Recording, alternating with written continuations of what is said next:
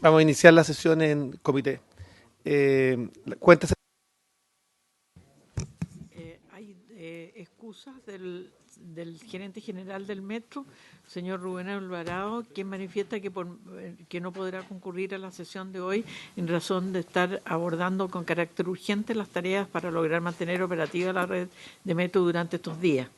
Y hay excusas también del presidente del panel de expertos del transporte público, señor Juan Enrique Koymans, a través de las cuales indica que no podrá asistir a la presente sesión por tener agendada con antelación otros compromisos.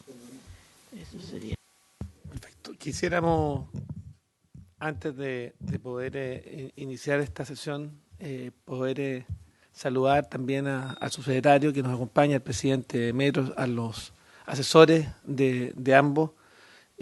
Y la idea era cambiar nuestra tabla ordinaria para poder abocarnos a uno de los elementos, yo diría, gatillante, porque no fue el tema de fondo, pero fue un gatillante, que hizo relación con el alza de las tarifas del metro, poder abordar justamente una explicación al respecto, cómo ocurrieron los hechos y también respecto a la situación del metro en Valparaíso, cómo se encuentra actualmente y cuáles son el estado de situación. Entonces, me gustaría dejar primero al subsecretario para que nos pudiera exponer y mándele también nuestro saludo a la ministra. Entendemos la situación por la que se excusó y le mandamos también nuestros cordiales saludos. Gracias, presidente. A ver, primero creo que es conveniente repasar un poquito en cuánto se encuentra la situación de transporte el día de hoy. En Santiago el metro está funcionando parcialmente con las líneas 1, 3 y 6. La línea 1 desde Pajarito hasta Los Dominicos, la línea 3...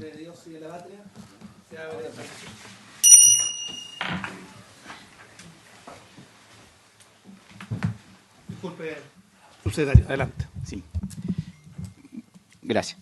Lo que estaba indicando es que el metro está operando con las líneas 1, 3 y 6 en forma parcial. Hay algunas estaciones que están suspendidas, digamos, pero evidentemente ya es importante haber incorporado las líneas 3 y 6. A su vez, el metro tren está funcionando normalmente, está funcionando el tren también a Rancagua normalmente, el de Chillán normalmente. En el Transantiago tenemos 465 buses adicionales a los 5.000 que están operando, básicamente apoyando de refuerzo a las líneas 2, 4 y 5 del metro que no están operando. Desde el punto de vista de los buses rurales, tenemos algunas dificultades con Talagante, que tuvo un ataque en su terminal. Los taxis colectivos le hemos dado flexibilidad para que cambien recorridos para justamente suplementar al metro. Después, desde el punto de vista de la unidad operativa de control de tránsito, tenemos 110 semáforos, cruces semaforizados apagados de un total de 3.000. En el metro Valparaíso, aquí está su presidente y va a dar cuenta, pero está operando normalmente, salvo con 3 estaciones, Bellavista, Quilpué y Miramar. El tren de Biobío está operando de forma normal, lo mismo que Temuco y Chillán. Y lo más complejo son los buses interprovinciales, producto que han habido cortes en la carretera y en definitiva es muy difícil para ello programarse. A su vez tenemos el terminal Borja, que está cerrado, producto justamente de los hechos que hemos vivido, sin perjuicio de lo cual que se ha pedido refuerzo para poder abrir este terminal y lo más probable es que se abra el día de hoy. Eso en síntesis la situación general del día de hoy. Ahora, con respecto al tema de fondo, nosotros tenemos una presentación de cómo evoluciona y cómo se desarrollan los cambios tarifarios y es la que vamos a hacer a continuación.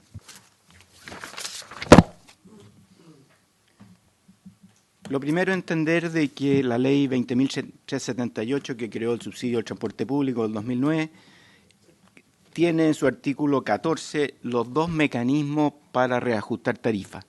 El primero de ellos tiene que ver con el indexador de tarifa, que no es otra cosa que entender cómo varían los costos de los insumos directos del sistema, por ejemplo, el IPC, el dólar, el petróleo, el diésel, la mano de obra y la electricidad. Ese es un primer mecanismo y es en forma automática. Aquí hay un indicador que se mira y si pasa a un cierto nivel, se gatilla en forma automática. Y el segundo mecanismo es el de equilibrio financiero, que es una variante que mira cuántos son los costos del sistema y mira cuántos son los ingresos directos que se recauda más el subsidio. Y en la medida que no haya ajuste entre esos dos números, se produce justamente la obligación de hacer un cambio de tarifa. A su vez, el panel evalúa esto y emite una resolución que, de acuerdo al artículo 15 de la misma ley, es vinculante. Vale decir, nosotros estamos obligados a seguir lo que este panel de expertos determine. En el caso concreto de este año, el 1 de octubre, emitió una resolución indicando cuáles debieran ser las tarifas, cosa que nosotros estuvimos obligados a seguir.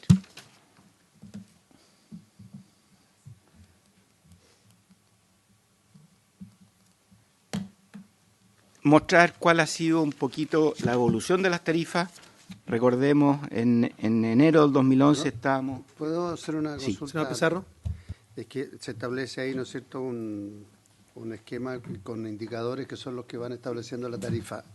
Cualquier polinomio, trinomio, lo que sea, tiene un cierto porcentaje de aplicación dentro de la tarifa. ¿Tú me puedes decir cuál es, qué corresponde a dólar, qué corresponde Viene a... un poquito más adelante viene el porcentaje que pesa cada uno de los indicadores. Mostrar rápidamente cuál ha sido la evolución de las tarifas. Desde el enero del 2011, la tarifa de buses ha variado de 560 a 710 pesos y el metro hora punta de 640 a 830. Las variaciones, salvo el año 2011, han sido en general entre un 5 y un 10%. Indicar que el año entre el 2016 y el año 2018 casi no hubo variación, producto efectivamente de que tuvimos la suerte de la caída del diésel que afectó en forma positiva y no fue necesario subir tarifas en ese periodo, producto justamente de la fortuna de tener un diésel que venía en caída. Lo vamos a ver a continuación. Aquí está cómo ha evolucionado el indexador este año. En primer lugar, el indexador de precios ha sido del 2018 y del 2019 fuertemente afectado justamente por lo contrario, vale decir que el diésel subió fuertemente, que es la línea roja que está superior, y que estuvo algo frenado por el valor de energía eléctrica, que son las líneas azules que se ven abajo, pero en definitiva ha ido al alza el indicador completo. A la derecha justamente se puede observar que desde el año a principio del 2015 hasta el 2018 hubo una caída fuerte que permitió que en ese periodo la tarifa no subiera, producto justamente que el indexador no gatilló cambios de tarifa. Aquí está la pregunta que hacía el senador, y aquí hay algo muy importante que destacar. Nosotros, previendo que íbamos a tener alza de tarifa, le propusimos al panel de expertos a comienzos de este año que cambiáramos, hiciéramos cambio en la metodología y cambiáramos el indexador, para lo cual le sugerimos acortar el periodo base con que se calcula de 12 a 6 meses, y eso permitía dar una mayor estabilidad al indexador, por una parte, y por otra parte, que los ponderadores reflejaran con mayor, fueran más fidedignos a los costos del sistema. Entonces hicimos un cambio, que es lo que se refiere en el anterior y vigente. Antes teníamos un IPC, un mano de obra, un diésel, un lubricante, un neumático, un dólar, un euro, un índice industrial, que eran los indicadores que se establecían. Los más importantes de ellos eran el IPC y la mano de obra, con un 37 y un 17%. Secretario, ¿le puedo hacer una pregunta previa? Ese cambio Sí. del plazo del indexador, ¿este semestre es móvil? ¿Es un semestre móvil? Porque, Un semestre móvil, sí. Es un semestre móvil. Sí, señor. Ah, mira, interesante, porque eso también... Sí. ¿Decisión administrativa cambiar el...? Fue una propuesta nuestra y el panel de expertos debe sancionarla, y la sancionó en forma favorable. Está dentro de la Está facultad que entrega la ley. efectivamente, está dentro de la facultad. Por petición y se gatilla por petición del del Ministerio. Y eso lo hicimos a principios de año. Y como vamos a ver a continuación, esto permitió que no se gatillara un alza en abril y otra en junio y julio, que debió haberse gatillado y no se gatilló, producto de que nos anticipamos, hicimos este cambio indexador. Ahora, la gracia de este cambio indexador, que además refleja de mejor forma cuáles son los costos del sistema, dejamos fuertemente el IPC y mano de obra, que suman un 63%, dejamos el diésel, dejamos el dólar y introducimos la electricidad en la proporción que está en el sistema con los buses eléctricos. Entonces, de alguna forma también el metro y los buses eléctricos, de esta forma dejamos mejor representado el costo del sistema. Ahora, como vamos a ver en la lámina a continuación, esto, si no hubiéramos hecho este cambio indexador, hubiera continuado la línea azul y no hubiera gatillado dos cambios de tarifa, uno en abril y otro en julio de 10 pesos, que no se gatillaron. Y no se gatillaron justamente porque hicimos este trabajo y se gatilló justamente ahora en octubre, que es el paso a 555. 555 es un valor, es un indicador, no refleja nada, es un simple indicador, pero que es el que se mira para saber si se gatillan o no se gatillan los cambios de tarifa. Aquí mostrar un poquito cuáles han sido los cambios del costo del sistema. Como ustedes bien saben, a principios de este año se introdujo la línea 3 del metro y eso significa que el sistema debe pagarle una mayor tarifa al metro producto de este cambio de condición. De hecho, pasamos de 443 pesos, que es la suma de 405 más 38, a 482 pesos, producto justamente de la línea 3, que se incrementó en 38 pesos el cambio de la tarifa técnica del metro. Esto es muy relevante porque así lo establece la ley y teníamos que hacerlo. Pero el año 2015 efectivamente se anticipó este hecho que iba a suceder y se establecieron 35.000 millones de pesos adicionales que debía incrementarse el presupuesto del Ministerio para hacer frente a esta condición nueva que se iba a producir cuando entrara la línea 3. Sin embargo,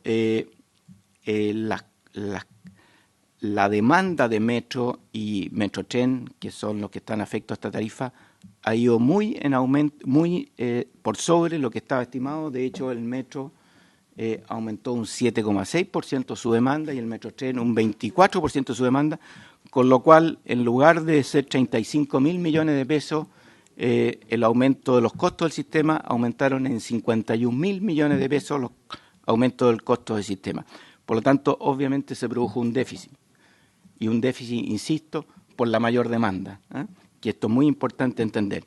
También explicar de que nosotros teníamos en la unidad 1 el año pasado, terminaba el operador, nosotros hicimos una renegociación, hicimos un cambio de operador de este operador y eso significó también un ahorro que fueron 1.000 millones de pesos al año y además mejoramos la característica, mejoramos tanto en frecuencia como en regularidad producto de este cambio de operador. ¿Cómo la mayor demanda influye en los costos a la baja? ¿Me podría explicar? No, estoy hablando del cambio. Sí, la unidad 1 terminaba a fines del año pasado, en octubre del año pasado, terminaba su contrato y nosotros negociamos con ese operador, introdujimos nuevos operadores en el sistema, los mismos operadores que estaban, que le entregamos parcialmente todos los servicios que tenía este operador, pudimos reducir las tarifas, este era el operador más caro del sistema, y eso fue sin licitación porque todavía no las tenemos disponibles, producto que están en las bases en Contraloría. Entonces esto fue una negociación directa que hicimos, pero que significó una reducción en los costos del sistema, producto que este era el operador que tenía los más altos costos y obviamente al introducir operadores que están en el sistema con menores costos se produjo un ahorro que en este caso estamos hablando de 1.050 millones de pesos. Pero subsecretario, disculpe que lo interrumpa, porque este es un tema de fondo, porque la subsecretaria, la ex ministra de Transporte, señaló que había sido una de las razones en virtud de la cual se había generado un alza en el costo del pasaje, en la tarifa. Entonces sería súper importante por eso poder clarificarlo, porque señaló que varias de las acciones que había hecho el Ministerio habían incidido definitivamente en el alza de la tarifa. Me gustaría que se pudiera explicar eso y por qué hubo una licitación directa y no una negociación directa y no una licitación pública. Senador, voy a apoyar al subsecretario en esta parte.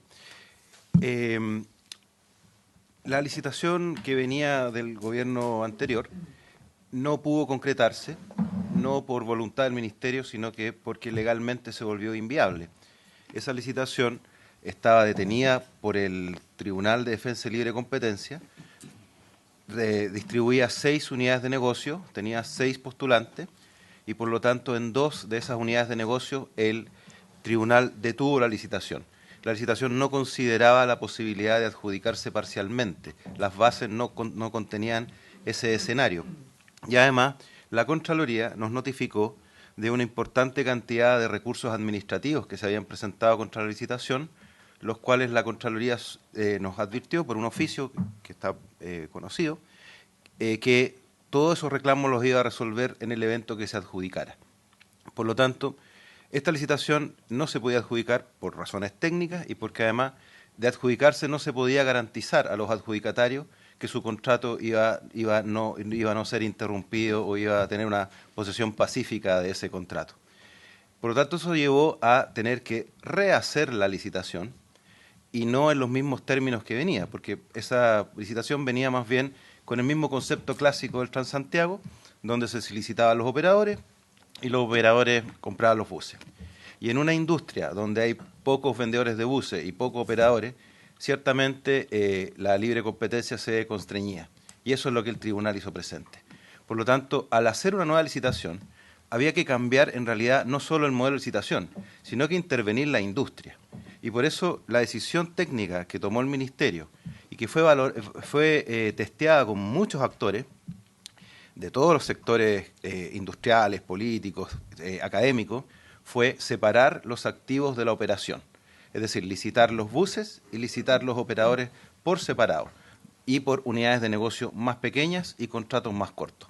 Ese cambio de modelo, que suena sencillo explicarlo, cuesta mucho desarrollarlo en unas bases de licitación y eso tomó aproximadamente 10 a 11 meses. Es decir, en marzo del año 2019 estaban ingresadas las bases. Sin embargo, en junio del 2019 terminaba el contrato de la unidad de negocios 1, es decir, 3 meses después. Por lo tanto, no se alcanzaba a tener la licitación. ¿Qué hizo el Ministerio? El Ministerio tomó a los actuales operadores y ¿qué pasaba con la unidad 1? Que además sus buses ya no tenían vida útil, es decir, los buses no daban para más, se estaban quedando en pana, se estaban rompiendo literalmente. Hay fotografías de buses partidos por la mitad en las calles, ¿no? Por lo tanto, había que renovar flota, pero si renovábamos flota a ese mismo operador, que además era el más caro del sistema, es decir, los costos se disparaban tremendamente. ¿Qué se hizo? Se distribuyó la operación entre varios operadores y con esos operadores, que eran más baratos, se pudo comprar la flota. Es decir, se mantuvieron los mismos costos, incluso tuvo una pequeña rebaja de un 1%, como 1.000 millones, y se pudo renovar 700 buses. Y al día de hoy, el sistema, además, quiero decir, este es el sistema clásico del Transantiago, es decir, se han comprado todos los buses del Transantiago con este mismo sistema. Nunca se han licitado los buses en Transantiago y tampoco la licitación anterior consideraba la licitación de buses. Era exactamente el mismo sistema. Esto es una innovación. ¿Y por qué también bajaron los costos de los buses? Y esto también es importante detallarlo.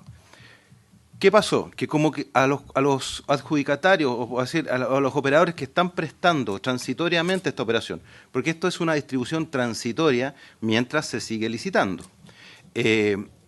Estos buses, los vendedores de buses, no le vendían a los operadores porque decían, a usted le queda muy poquito contrato, le quedan 2 años, 3 años, por lo tanto, ¿cómo le voy a vender un bus a usted si usted tiene un contrato tan corto? Por lo tanto, tuvo que intervenir el Ministerio en esos contratos, diciendo, señor vendedor de buses, yo le garantizo que este bus nuevo va a quedar en el sistema, va a quedar afecto a la concesión. El sistema de bienes afecto a la concesión lo creamos acá en el Congreso en el año 2013, ¿ya? Y por lo tanto estamos recurriendo a ese mecanismo para que podamos efectivamente comprar los buses. La garantía que se da al vendedor de buses que este bus va a seguir en el sistema operando les pareció suficiente y con eso se liberó la compra de buses. Yo aquí quiero además detallar que eso permitió, ya que al Ministerio aparece en la operación, entra en el tema de conocer realmente los precios y las tasas de interés. Hasta antes de esto, el Ministerio solamente conocía el contrato del operador con el vendedor de buses. No tenía acceso a conocer ni a intervenir en la negociación de los precios o de las tasas de interés. Al tener que el Ministerio firmar el contrato, efectivamente se produce una reducción de los costos importante, del orden de los 15 a 20 mil dólares en cada bus y del orden de los 4 a 2 puntos en tasa de interés. ¿Eso solo por el aval del Estado? Eso solo por el aval del Estado, claro, porque el vendedor del bus tiene un menor riesgo y además se transparenta la operación, ¿ya? Esos son datos que se pueden entregar más en detalle más adelante. Es que lo que está planteando es bien importante para entender la lógica de la pregunta suya, porque obviamente aquí hubo un cambio importante en la forma como se licitaba o se establecía qué operador se llevaban los contratos o la concesión en determinadas líneas, etcétera, etcétera. Debo entender yo que en la última operación directa que se hizo con la gente de la línea 1, el Estado el que se hizo cargo de la compra de los buses en buenas cuentas. Y esa propiedad de los buses es de parte del Estado y no del operador. ¿O quién va a asumir en definitiva el pago y después el valor residual o lo que quede de ese bus cuando se termine la concesión o pierda su vida útil? O sea, aquí hay un sistema súper... a mí me encantaría que pudiera tener un aval del Estado para ganarme una concesión de ese tipo, con esas garantías y todo. Y al contrario, a mí me parece que lo que usted está planteando, de las diferencias de costos, es porque los operadores, yo no sé si en concomitancia con los vendedores de los buses, estaban apostando a precios muchísimo altos, más altos de lo que realmente es el mercado. Porque el aval del Estado siempre lo ha tenido por la vía de los contratos. O sea, yo me presento ante una empresa, Kaufman o no sé quién será, cualquiera de los proveedores de buses, y con un contrato en la mano de cualquier área privada, una compañía minera o lo que sea, tengo acceso a comprar y ellos lo hacen sobre la base de que hay la posibilidad cierta de pago. Entonces, ¿por qué no nos explica mejor todas esas condiciones? Porque si no, a uno se le empieza a abrir un manto de dudas, aunque las licitaciones anteriores estaban abultadas claramente y groseramente, y segundo, si el Estado el que está corriendo el riesgo completo y por eso el vendedor asume el riesgo de vender, bueno, ¿qué es lo que va a pasar después con esos bienes de capital? Sí. A ver, deje explicarle. Le voy a explicar con un ejemplo concreto, por su intermedio, presidente. En el año 2016, por ejemplo, con este mismo sistema de compra de buses, exactamente igual, una empresa STP compró 21 buses, ¿ya? Buses normales. Además, debo decir, buses, los antiguos del bus, o sea, sin aire acondicionado, sin Wi-Fi, sin USB, sin todas estas comodidades. Esos buses costaron $233.954 con IVA incluido. ¿Ya? Es cada uno. ¿Cuánto? 21 buses. 234.000 dólares con el IVA incluido. Ese mismo bus, al año siguiente, o sea, 2 años después, el año 2018, cuando se hizo esta distribución de los servicios de la unidad 1, costó $218.746, IVA incluido, ¿ya? Es decir... ¿Perdón? Porque ya iban de salida, porque el sistema está... No, estoy hablando del bus nuevo, el mismo bus nuevo. Pero con más tecnología. Con más tecnología, con más mejor. No, obviamente no. Perdón, además quiero decirle que estos buses en realidad no tienen valor residual, porque solo están diseñados específicamente para la ciudad de Santiago y su vida útil queda en el contrato. Solamente se guardan a veces para flota auxiliar, de casos de contingencia, cosas así. Claro. Entonces no tienen valor residual. Entonces eso fue el año 2018, cuando se hizo la operación. En la actualidad, al hacer una prospección del mercado, estos buses han llegado a ofrecerse en sumas del orden de los $210.000. ¿Ya? Entonces, ¿y por qué interviene el Estado? Y eso es lo que le quiero que quede claro. Porque cuando usted dice el operador tiene el aval del contrato, efectivamente, lo tiene cuando el contrato está partiendo o cuando le queda un remanente de contrato importante, de unos 6 años, cosas así, donde todavía uno alcanza a pagar un bus en 5 o 6 años. Pero cuando le quedan 2 años de contrato, ya ese contrato no le sirve de aval. Y lo que hace el Estado tampoco es un aval estrictamente, y tampoco es una compra estrictamente. Lo que se hace es una operación de leasing, ¿ya? Y en esa operación de leasing, lo que el Estado sí le garantiza al proveedor es que el bus no va a salir del sistema, que aunque cambie de operador, que aunque cambie el operador que lo trabaja, ese bus va a ser obligatoriamente asignado al siguiente operador. Ese es el sistema de los bienes afectos a la concesión, y eso es lo que permite al Estado tener una intervención en esta operación. En la licitación que viene, el modelo ya es diferente porque es más profundo, porque ahí el que firma el leasing es el gobierno, directamente. Y ahí el operador ya solamente mira u opina tal vez de qué bus va a recibir. Y lo selecciona para su oferta, pero el precio del bus ya está fijado antes por la licitación de flota. ¿Ya?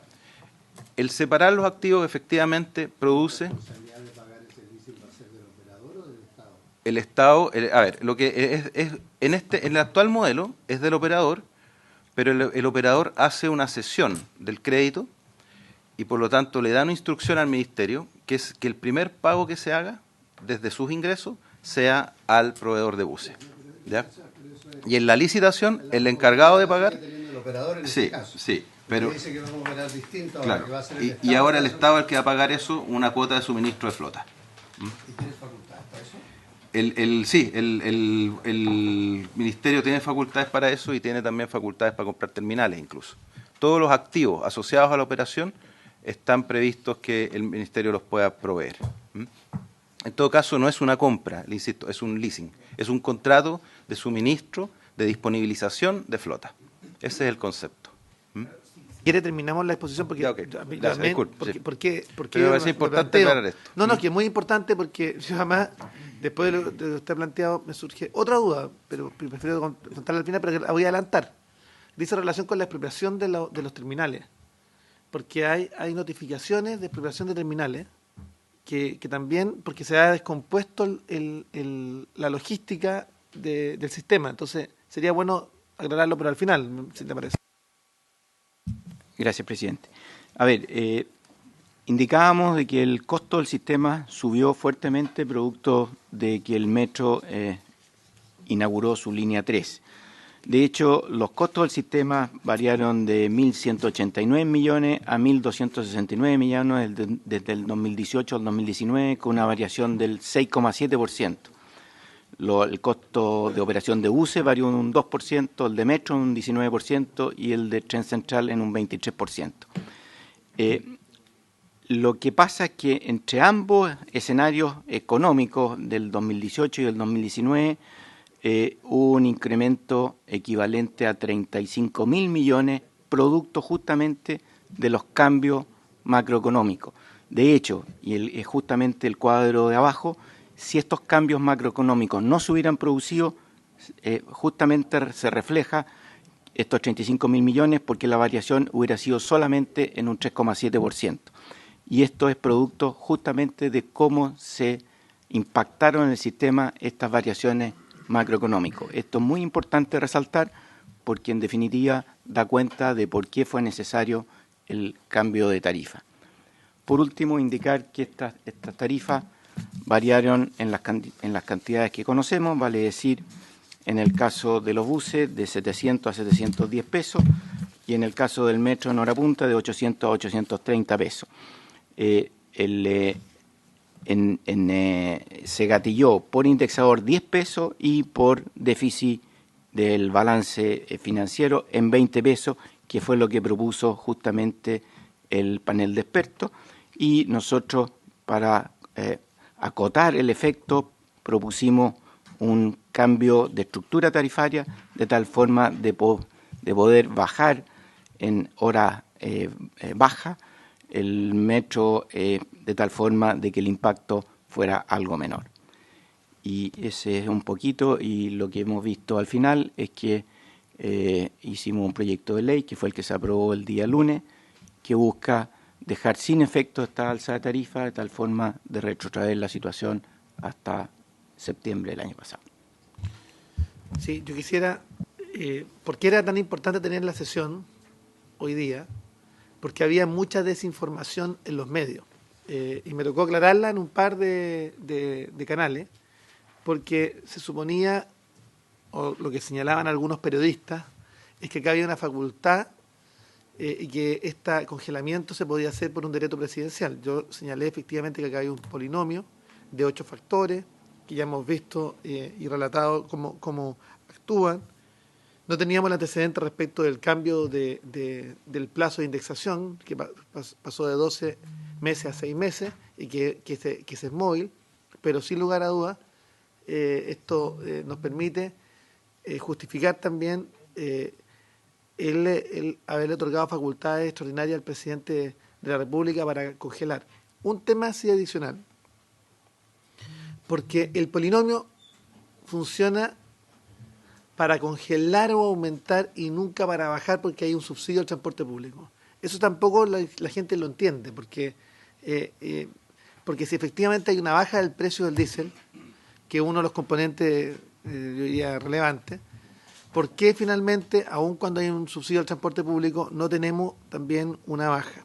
Y otro aspecto, tenemos también un problema que hizo relación con el aumento de la evasión, que está oscilando sobre el 30%, y me gustaría que se explicara por qué había una disminución de la fiscalización, porque eso es lo que se señalaba también en los medios. Sería bueno también explicarlo para que quede meridianamente claro.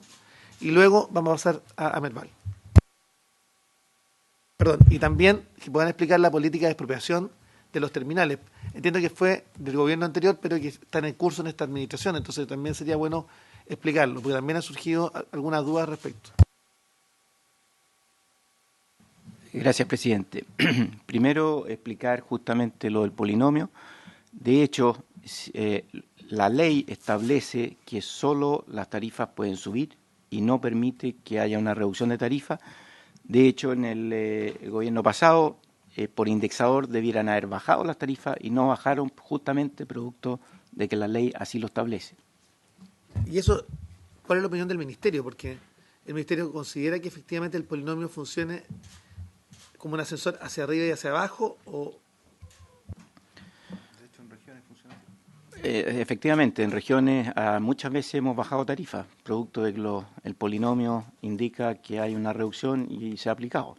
Es un esquema, pero la ley lo establece de esta forma y estamos obligados a cumplir la ley. Sí, pero me refiero a cuál es la posición del Ejecutivo, porque nosotros quisiéramos efectivamente que acá esto fuese un ascensor, que si hay un polinomio establecido y los factores del polinomio, los 8 factores, establecen alza, bien, pero cuando hay baja, también hay que traspasar esa baja también a los pasajeros del transporte público. Por lo menos la posición, senador. Yo supongo, sin hacer de abogado al diablo, pero supongo que eso tiene la lógica de ir reduciendo la brecha que se produce por el déficit permanente que tiene. Entonces también seamos cuidadosos, porque aquí es re fácil decir, mire, claro, cuando sube nos complicamos, cuando baja tienen que favorecer. Aquí hay un subsidio permanente que en vez de irse achicando se ha ido agrandando.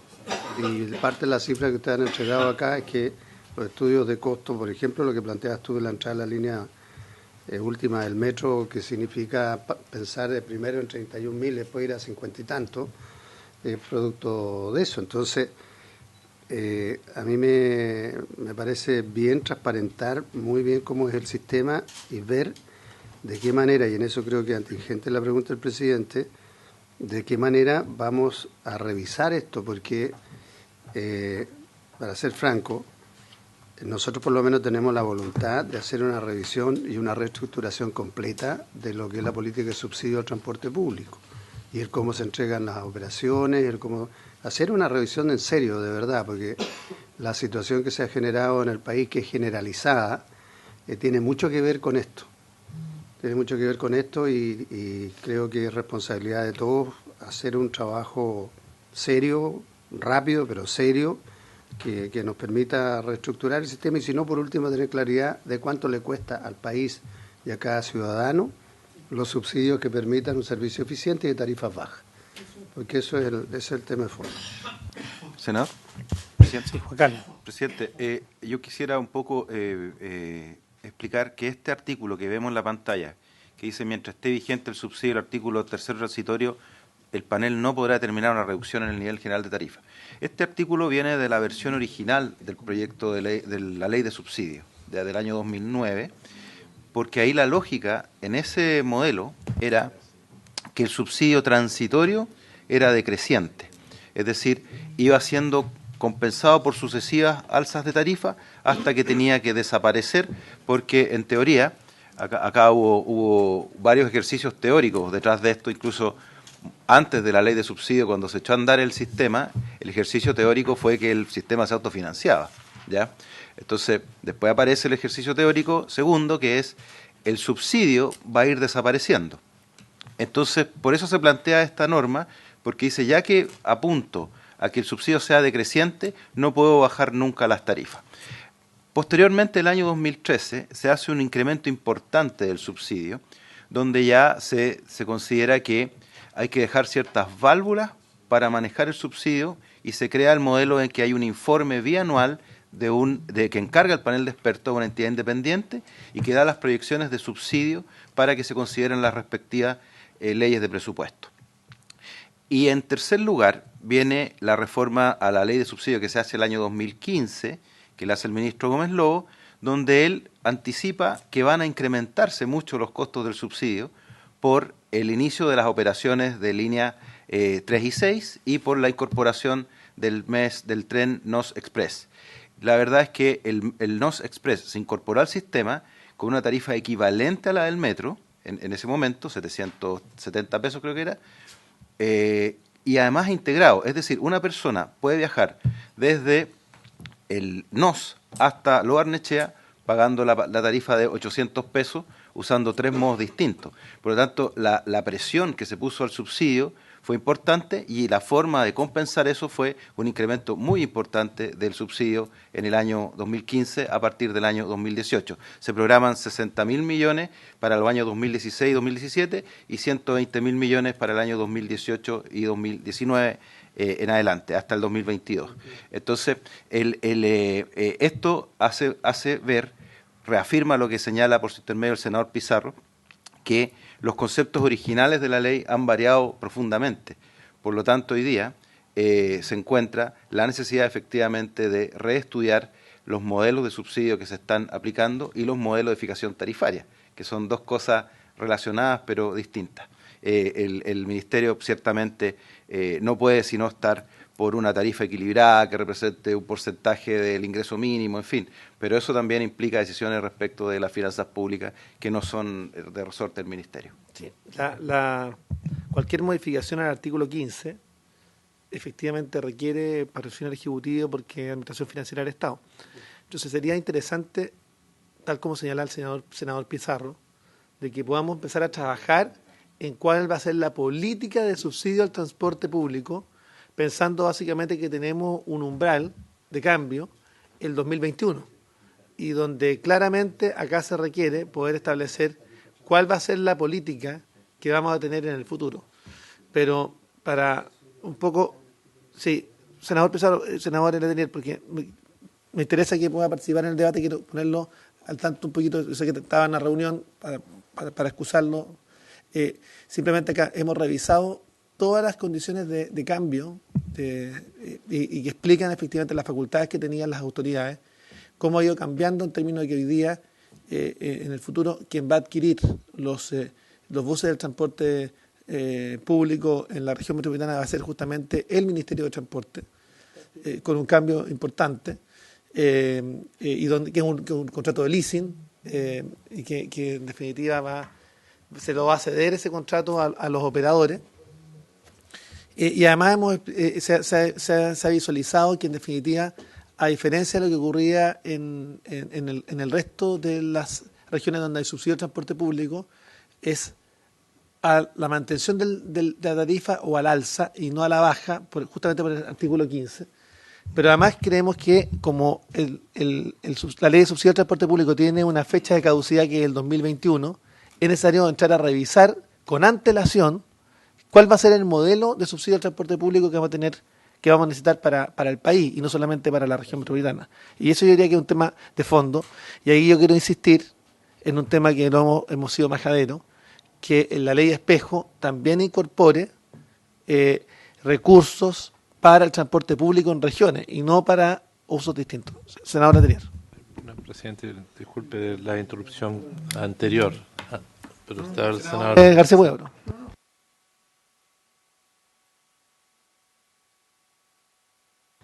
En primer lugar, qué bueno que expliquen esto, porque sin duda esto nos había explicado antes en esta misma comisión.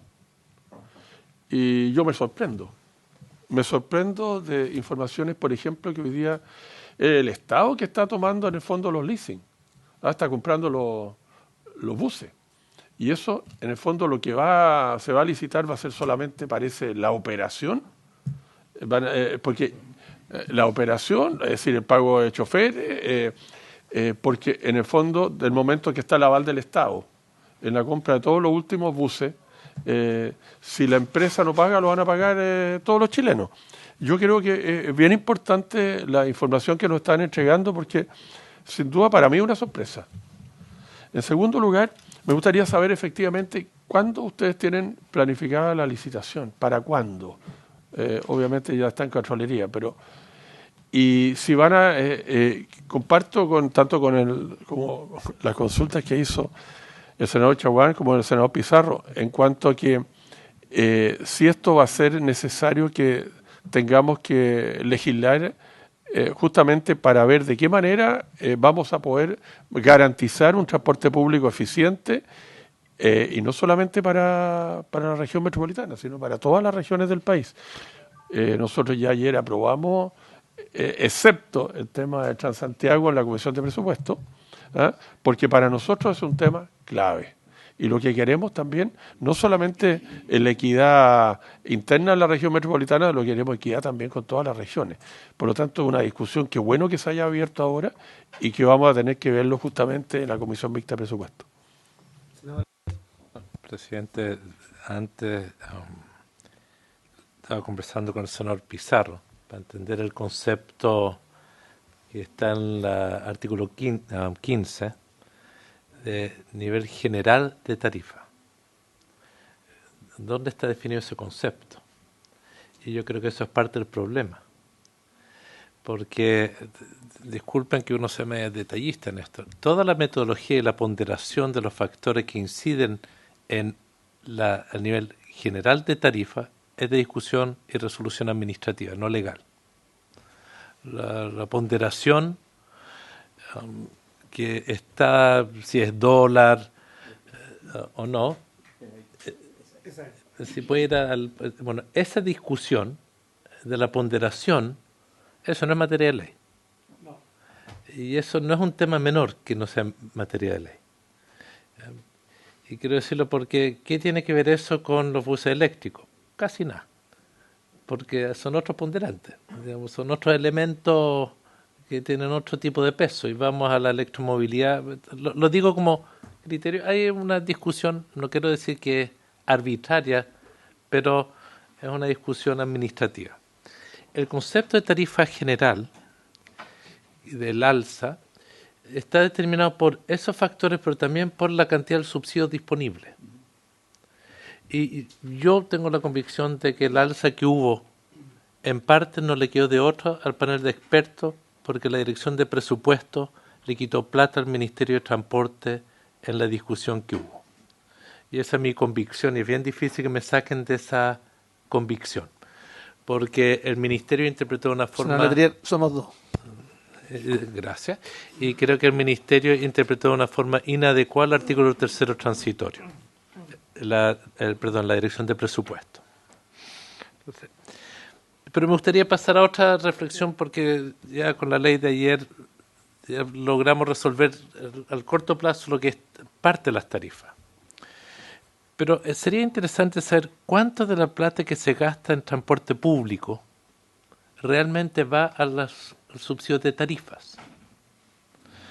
Porque en total, nosotros ayer llegamos a la conclusión de que hay 240.000 millones de pesos adicionales que no están en el subsidio permanente, el adicional y el especial, que son otras plata que se inyectan al transporte que no tienen que ver con tarifas. Tiene que ver con plata que está en Corfo, con plata que está en obras públicas para el metro.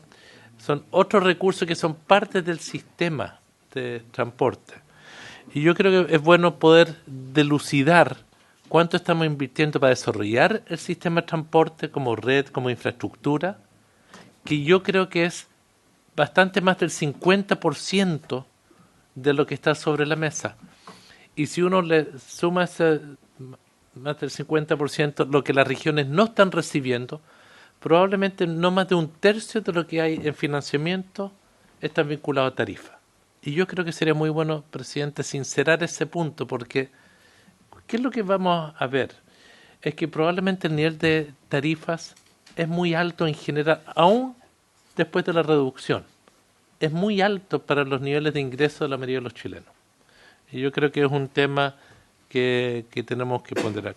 Yo la discusión del cambio del Ejecutivo sobre lo que son los operadores de superficie, porque parte del subsidio va a la tarifa del metro, pero para los operadores de superficie, el que el Estado compre los buses o no, yo entiendo que no es lo relevante, es si hay un negocio o no de los operadores con la compra de los buses o no, o si los compra el Estado se margina de mejor forma. Pero yo no creo que eso es el corazón del problema que tenemos. Y yo creo que sería bueno, y a mí me parece muy bien que se esté licitando lo que viene. Yo espero que no cometamos un error, y lo voy a decir porque, disculpe el presidente, puede sonar agresivo lo que voy a decir, a buena hora que hayan terminado los contratos con Alsalcia y Express, creo que ellos fallaron en un tema básico que es la mantención. Tenían tarros en la superficie, estaban haciendo muy mal trabajo, estaban estrujando al país para llevarse la plata para otro negocio. Esa es mi impresión. Y me preocupa que en esto de la compra de los buses tengamos el cuidado de que los operadores no pierdan el incentivo para la mantención, que creo que es básico para un buen servicio. Juan Carlos, o subsecretario, como ustedes prefieran. Quería explicar los aspectos más técnicos, digamos. A ver, esto de comprar los buses no es, que además, insisto, es un leasing, no es una compra, no es una decisión aislada, ya va inserto en todo un modelo de mejora de la calidad de servicio. ¿Cuál fue la experiencia previa? La experiencia previa es así. Un operador tenía los buses, los terminales, una operación de 1.000 buses y un contrato por 10 años, ¿ya? ¿Qué pasaba cuando ese operador no tenía buena calidad de servicio? No le pasaba nada. En un principio, en el año 2011, se le pusieron indicadores y se le pusieron descuentos. ¿Qué pasó después? Que el operador que no prestaba buen servicio incorporaba en su flujo el descuento, no mejoraba el servicio. Por lo tanto, entendimos que la única amenaza real que podía existir para ese operador no era la caducidad, porque él sabía que la caducidad no la íbamos a ejercer, porque sacar un operador que tiene 1.000 buses, 4.000 conductores y todos los terminales es imposible, y eso le va a pasar a cualquier gobierno. Por lo tanto, había que cambiar el modelo, y el modelo es la amenaza para el operador que presta mal servicio, es que se le empiezan a quitar los servicios y se le traspasan a otro operador. Y como no es propietario de los buses y no es propietario de los terminales, se puede efectivamente hacer eso. Y además hay otro incentivo, alguien habló de incentivos. El incentivo básico en el modelo de licitación es que el contrato es a 5 años, pero puede durar 10 años, si es que efectivamente cumple los indicadores de calidad de servicio. El principal indicador es la mantención. precisamente.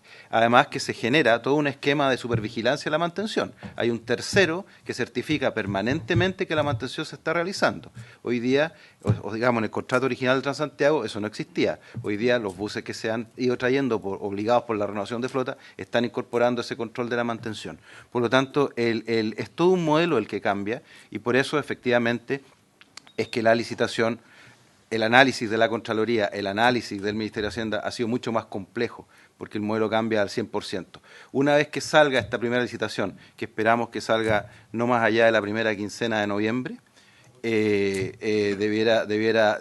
ya las siguientes licitaciones salen muy rápido, ya, porque ya está el modelo chequeado, ya, eso es. Además nosotros este modelo lo hemos chequeado con consultores extranjeros, con la industria, hemos hecho un buen trabajo de revisión, de prospección. Y por lo tanto esperamos que sea exitoso. Sí. Y lo segundo que yo la quería explotación señalar, la explotación de las terminales. Los terminales. Bueno, los terminales, hay un programa de expropiación que la verdad es que el Ministerio lo solicita, pero lo ejecutan otros ministerios, particularmente a través del Serviu.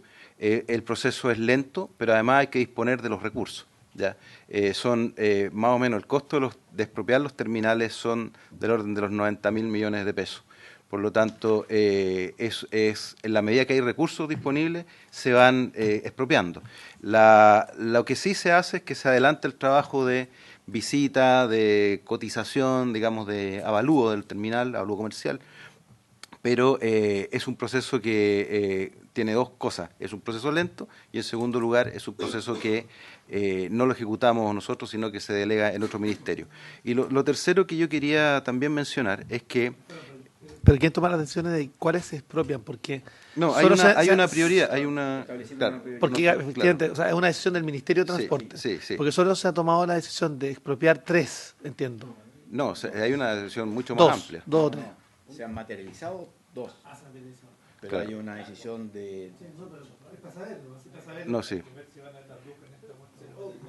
Claro. O sea, claro, precisamente eso es una de las cosas que va a haber que revisar si hasta dónde. Ahora, en el caso que nosotros no podamos expropiar el terminal, sí lo podemos arrendar.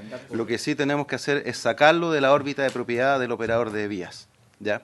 Para que no estar secuestrado por ese operador de vías, ¿no?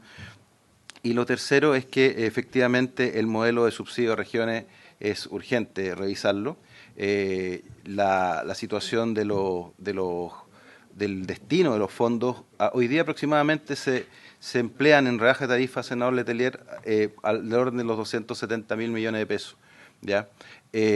Anuales, en tarifas, porque el subsidio de regiones básicamente está enfocado en las tarifas. Casi el 100% está dedicado a eso. Es subsidiar operación, y lo que nosotros queremos apuntar es que se apunte también, primero, recuperar más control del subsidio o a lo menos que la ley obligue a los gobiernos regionales a invertir eso en transporte público, de manera tal que el subsidio se enfoque también en la inversión. Es decir, hay tarifas rebajadas, pero los buses siguen siendo viejos, por ejemplo, en muchas ciudades del país.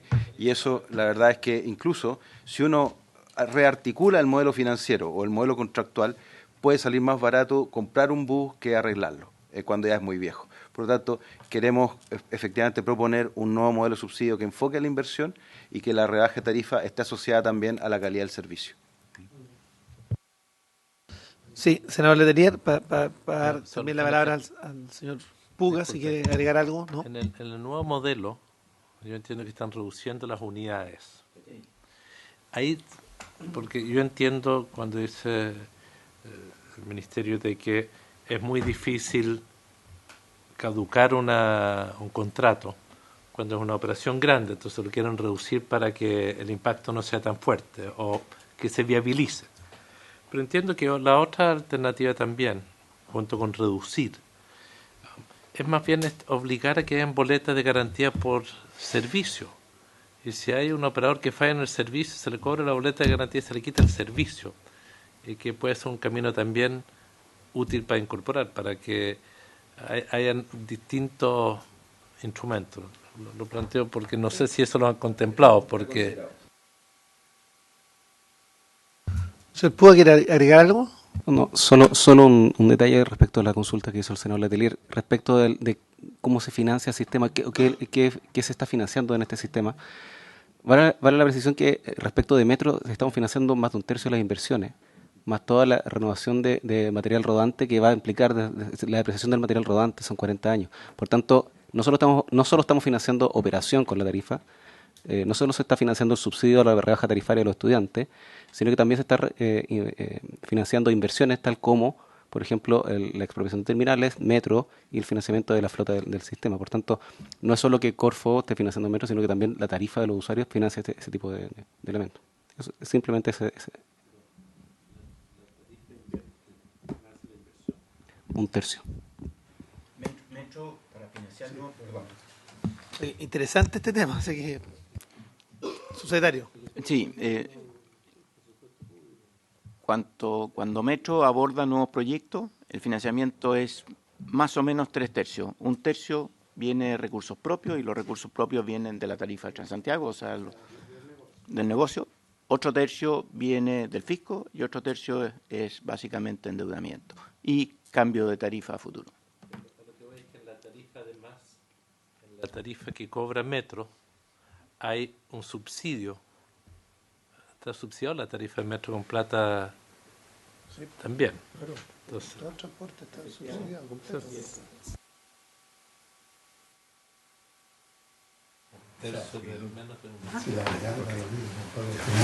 Senador Soria.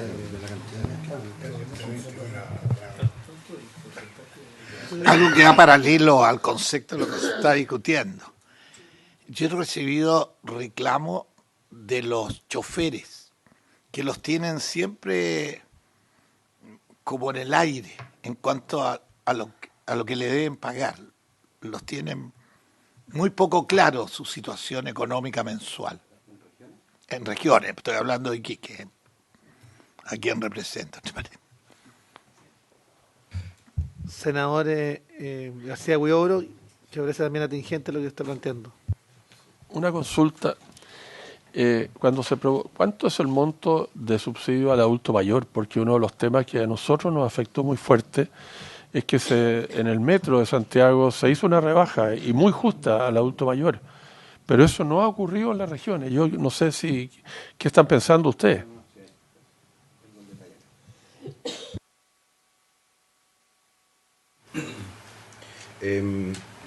Por favor.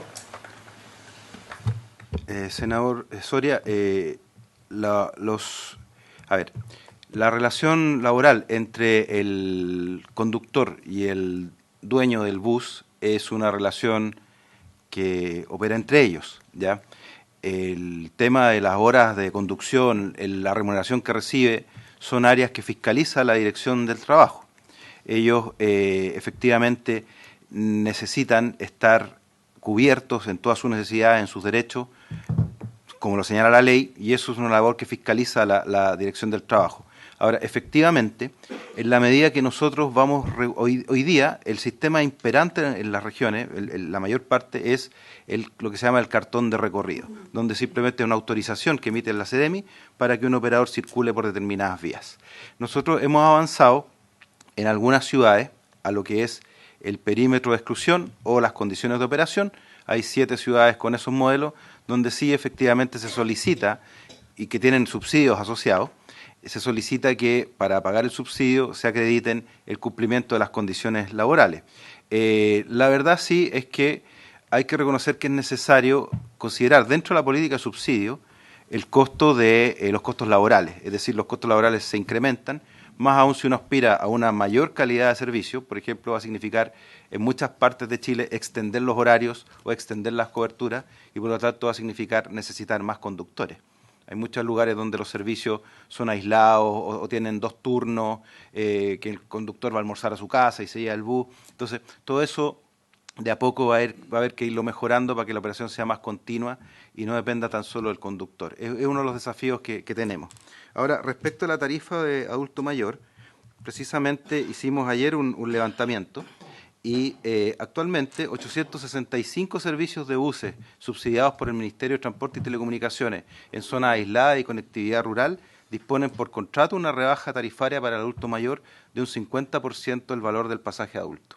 Asimismo, en otro tipo de servicios de transporte marítimos, fluviales, lacustres y aéreos, 81 de ellos disponen una rebaja tarifaria para adultos mayores del 50%.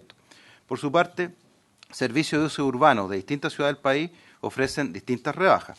Los sistemas de buses licitados de Iquique, Alto Hospicio y Rancagua tienen un 20% de descuento en la tercera edad. Los sistemas de buses licitados de la región del Biobío cuentan con una rebaja de tarifa de 40% para las comunas de Concepción, Chiguayante, Hualqui, Talcahuano, Hualpén, San Pedro de la Paz y Penco. El sistema de buses de Punta Arenas contempla una rebaja de tarifa de 50%. Y en cuanto al transporte ferroviario, también existen beneficios para los adultos mayores. El Merval, los adultos mayores a partir de 60 años cuentan con la tarjeta Merval Adulto Mayor, con el cual accede a una rebaja del 50% del pasaje. Y se hace extensivo al servicio de trolebuses. El Biotren tiene un 20% de descuento. El Metrotren Santiago-Rancagua, 40%, y 2x1 los miércoles, previa inscripción. El Victoria-Temuco, 30% de descuento. Arica-La Paz, 30% de descuento. Corto-Laja, 50% de descuento. Terrasur, Santiago-Chillán, 10% de descuento. Buscarril, Talca-Constitución, 50% de descuento. Y en Santiago existe una tarifa especial para adultos mayores en el metro que beneficia a más de 340.000 usuarios y que otorga una rebaja del 66% del valor del pasaje en todo horario. Sí. Eso es lo que hay. Senador Soria, y para después seguir con la exposición de Merval, si le parece. Estamos estudiando porque estas cosas vienen por años. Ya esto, el país lo está diciendo. Si aquí seguimos igual, quiere decir que no estamos yendo al país.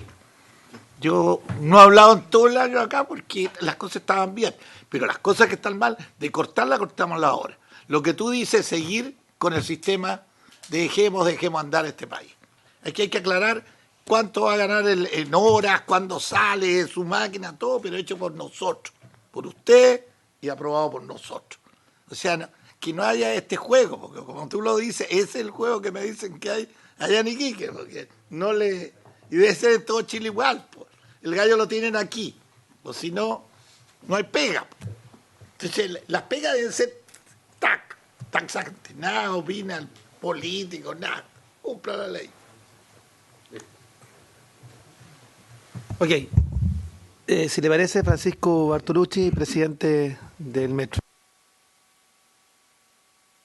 Gracias. Saludo a todos los señores senadores.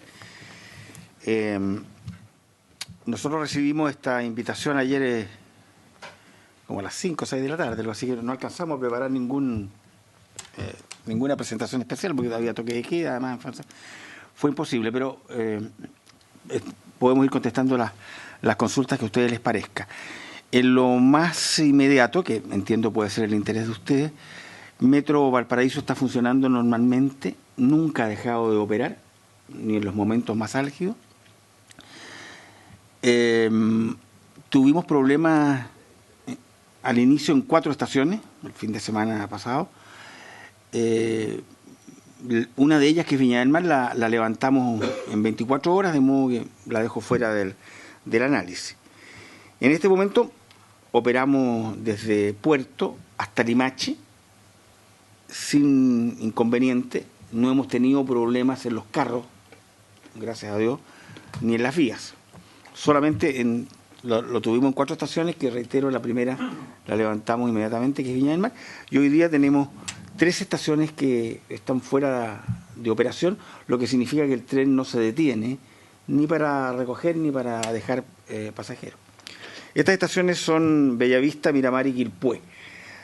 A ese respecto, la estación de Miramar, en Viña del Mar, ¿no?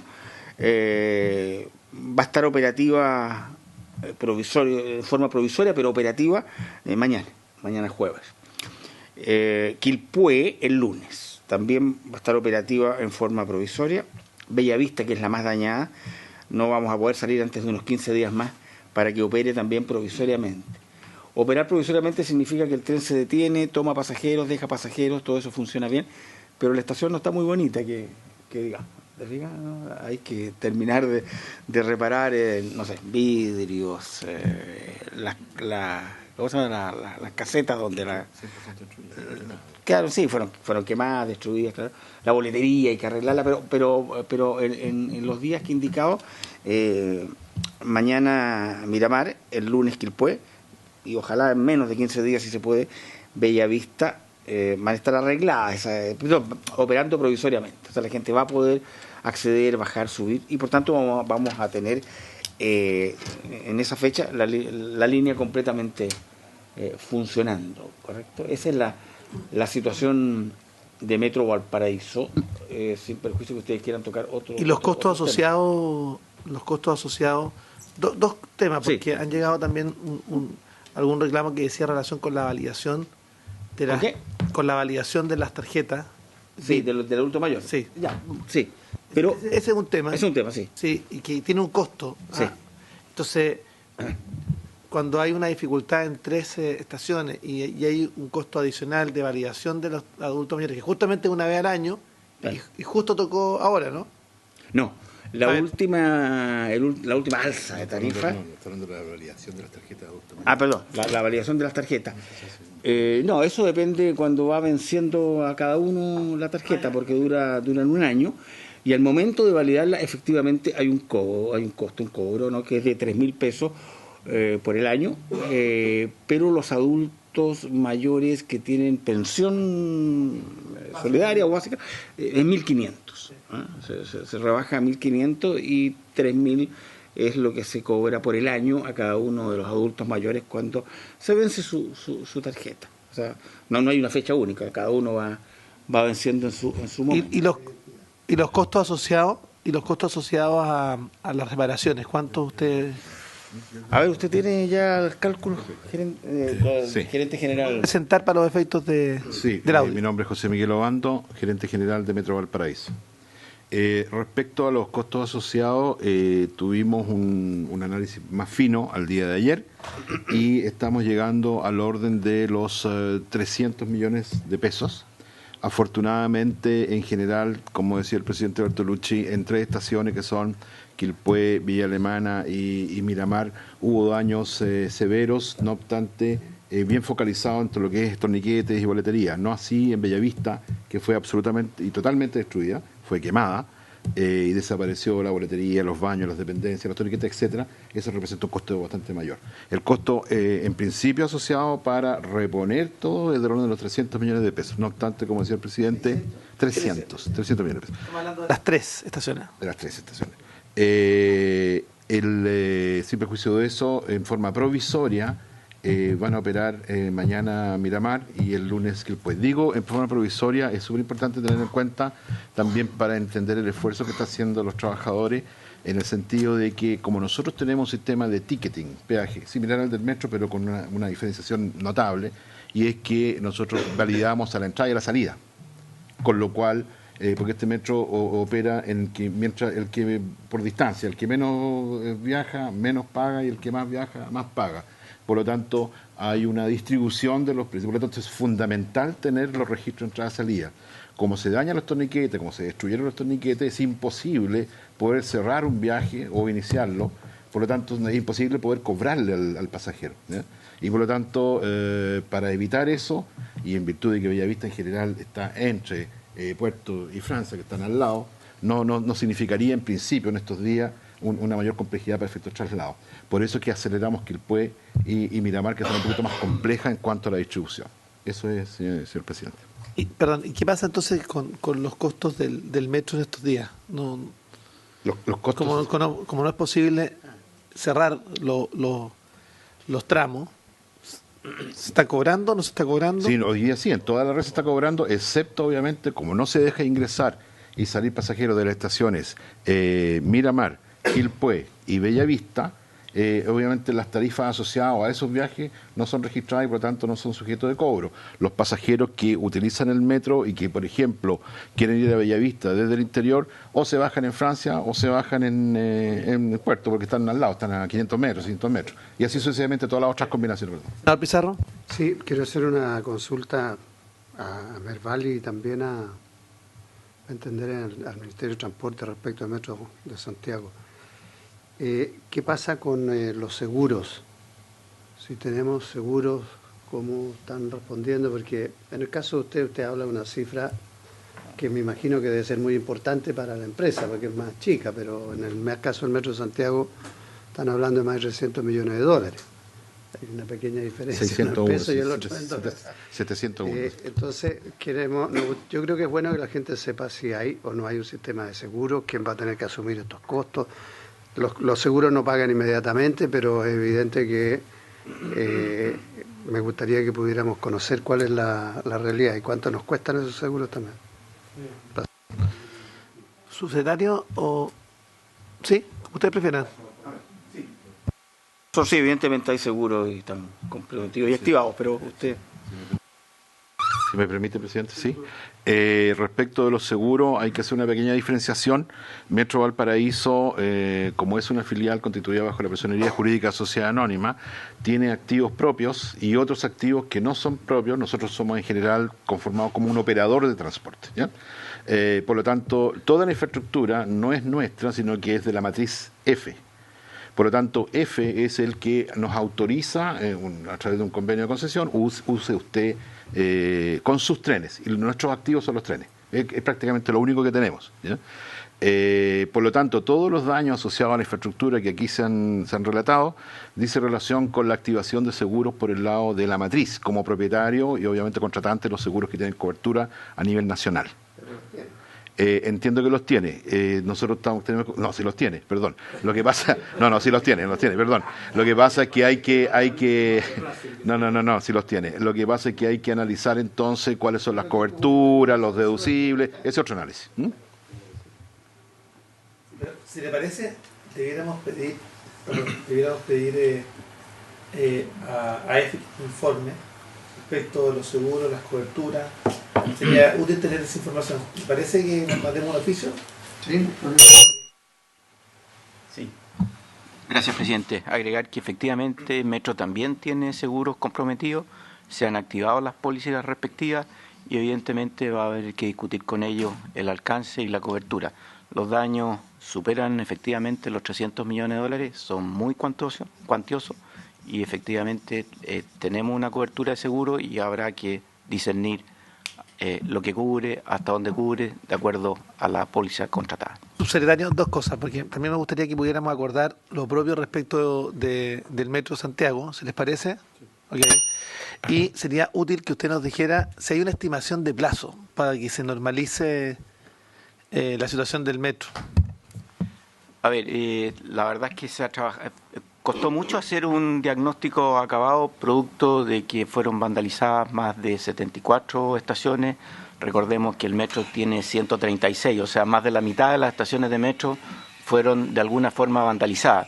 Entonces, poder hacer un diagnóstico fue bastante difícil. Además, las condiciones de seguridad se fueron restableciendo lentamente y lo cual nos impidió que nuestros técnicos pudieran acceder.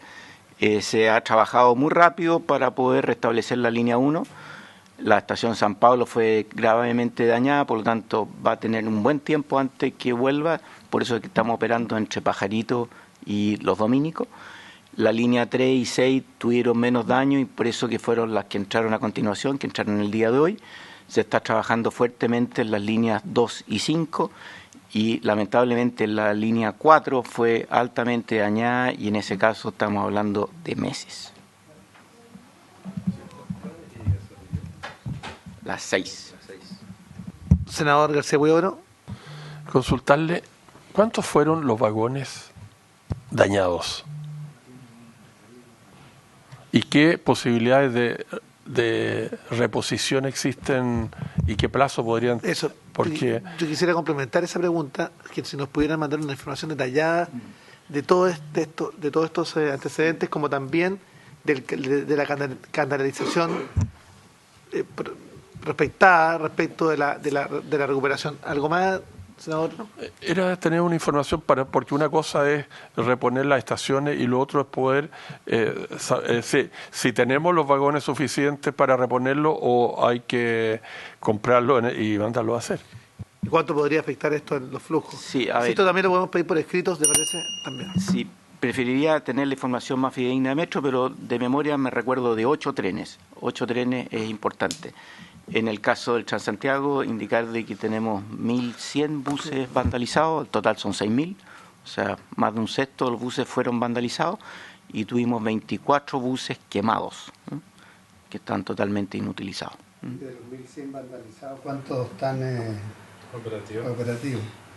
A ver, 24 fueron quemados, por lo tanto totalmente, y de los 1.100 la mayor parte son rayados, son vidrios quebrados, ese tipo de vandalismo. Están entrando. Hoy día operamos con 5.000 aproximadamente y con 5.000 de refuerzos para las líneas de metro que no están operando. Sí, y lo otro, disposición para ponerle urgencia al proyecto de ley de autoridad con el senador Letelier sobre vandalización en transporte público. Eso está en la Cámara, se aprobó 6-2 en la comisión, sin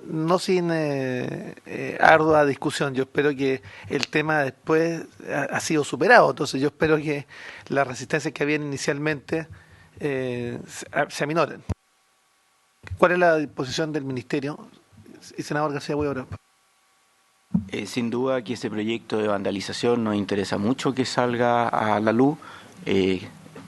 Tenemos un patrimonio muy importante, es un servicio público. La verdad es que lo que ha pasado para nosotros es un dolor tremendo, y evidentemente que nos interesaría tener un proyecto de esa naturaleza que estuviera operativo justamente para proteger los activos que son, al fin del día, propiedad de todos los usuarios. Senador Bartolucci. Gracias. No conozco el proyecto de ley, disculpen, pero supongo que por transporte público se entiende también el transporte ferroviario. No, la verdad es que no. Sí. Toda la infraestructura asociada, señalética, incluida, y que establece sanciones de penas que van desde la con privación de libertad y multa. Muy bien. Me parece que como somos sociedad anónima, entonces de repente nos dejan fuera. Pero ya. Dice, ya. Sí, me informa mi asesor de que el señor Delgrange informó que 2 años más o menos se demora en cargar y que lleguen los buses, un tren nuevo. Y estamos hablando de 8. Eso tiene... pero me imagino que ustedes tienen algunos trenes que estaban en reparación o en repuesto. Obviamente que al tener menos vehículos va a haber que tener un poquito menos frecuencia, cosas de eso. Es decir, no va a pasar tal vez cada un minuto 20. Son cosas, ajustes operacionales que suplen la falta de los vehículos. Bueno, ¿quiere agregar algo más? Yo no puedo dejar de mencionar de que a nombre del Ejecutivo agradecer esta comisión del Senado, agradecer al Senado. El proyecto de ley que se sacó fue una tramitación realmente en tiempos que no conocemos, y evidentemente que esto, entendemos, redunda en la población, y en ese contexto queremos agradecerlo porque entendemos la actitud que han tenido, que ha sido tremendamente positiva. Se agradece al subsecretario. Contarle además que durante la tramitación del proyecto en la Comisión de Hacienda, que nos acompañó, estaba el senador Pizarro y el senador Letelier. Se abordaron 2 temas que hacían relación con los recursos espejos para regiones, y también se pidió que al ministro Blumen que se abordara durante la discusión de la ley de presupuesto la inversión de los recursos de la ley de espejo para que se concentren en transporte público en regiones, y espero que ese tema se discuta justamente en la discusión de la ley de presupuesto. Senador. No, yo creo que lo principal es que el Ejecutivo, me imagino que el transporte conteste con esto. Necesitamos revisar la ley de subsidio. Así es el tema de fondo, y hasta que no haya un compromiso, es bueno que el subsecretario pueda transmitir que algunos no vamos a aprobar la ley de presupuesto para entregarle más subsidios si no podemos cambiar la ley por la cual se aplica. Porque es el tema de fondo. Pero no en contra del transporte, sino que queremos todos los recursos vayan efectivamente al transporte público y se rebajen las tarifas a lo largo del país. Y los miembros de esta comisión vamos a hacer todo el esfuerzo y la presión necesaria y la persuasión necesaria en la discusión de la ley de presupuesto. A mí me maravilla que uno pueda ir de NOS hasta diferentes puntos de la región metropolitana por 810 pesos, tomando 800 pesos con diferentes medios, y uno para ir de Coltauco a Rancagua, y es harto menor, gasta más de 1.500 pesos. Entonces hay una dificultad en lo que es equidad, porque creo que más gente en Coltauco vive del sueldo mínimo que la gente en NOS. Lo mismo, Entonces, senador Letelier, de Quintero al Paraíso. De Quintero al Paraíso. No, si quieren venir para acá, tienen que trabajar acá. Pero le quiero señalar que acá es importante que abordemos, primero agradecerles por esta sesión. Yo creo que a los que nos han seguido es de verdad una explicación muy razonada respecto de cómo funciona, debido a toda la desinformación que ha habido por los medios durante estos días. Y agradecerles a todos los que hoy día han podido venir, porque han entregado información veraz respecto de cómo viene para adelante. Pero me quedo también con las palabras del senador Letelier. Yo creo que es muy importante que empecemos a estudiar con antelación la nueva ley de subsidio al transporte público, primero, y segundo, que podamos estudiar también con mucha fuerza y generar la persuasión necesaria en Hacienda para que la ley de espejo no sea letra muerta, sino que en definitiva esos recursos se inviertan en el transporte público. Muchas gracias. Habiéndose cumplido el respeto de la sesión, esta se levanta.